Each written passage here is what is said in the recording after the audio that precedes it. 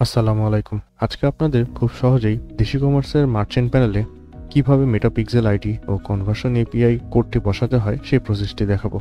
প্রথমে আমাদেরকে মেটা বিজনেস স্যুটে আসতে হবে। সেখান থেকে অল টুলসে ক্লিক করে ইভেন্ট ম্যানেজারে যেতে হবে।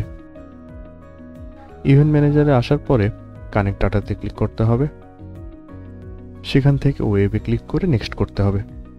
ক্রিয়েট নিউ ডাটাসেটে ক্লিক করে আবার নতুন যে নামটি দিয়ে আমি ডাটাসেটটি তৈরি করতে যাচ্ছি সেই নামটি বসিয়ে ক্রিয়েটে দিতে হবে।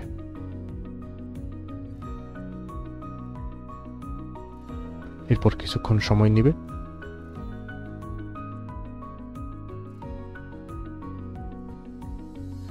সেট আপ ম্যানুয়ালিতে ক্লিক করে নেক্সটে যেতে হবে। এরপর মেটাপিক্সেলে আবার ক্লিক করে নেক্সটে যেতে হবে। এখন আমরা নিচে এসে কন্টিনিউতে ক্লিক করব। টার্ন অন অটোমেটিক অ্যাডভান্স ম্যাচিংয়ে ক্লিক করে ডান দিয়ে দিব। পরবর্তীতে আমাদেরকে আমাদের পিক্সেলটিতে নিয়ে যাবে। সেখান থেকে আমরা সেটিংসে চলে যাব। সেটিংসে এসেই নিচে আমাদের যে ডাটাসেট আইডিটি পাবো সেটা আমরা কপি করে রাখবো এবং নিচে এসে এখান থেকে ক্লিক করে আমরা কনভার্সন এপিআইটি কপি করে নিব। এরপর আমাদের মার্চেন্ট প্যানেলের প্রেফারেন্সে এসে মেটাপিক্সেল আইডির জায়গায় ডাটাসেট আইডিটি বসিয়ে দিব। কনভার্সন এপিআই টগলটি অন করে দিয়ে এপিআই টোকেন যেটা কপি করে রাখা ছিল সেটা এখানে বসিয়ে দিব।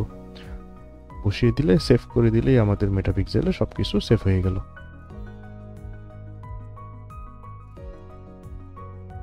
এখন আমাদের দেখতে হবে আমাদের ফেসবুকের ডাটাগুলো ঠিকমতো আসতেছে কিনা।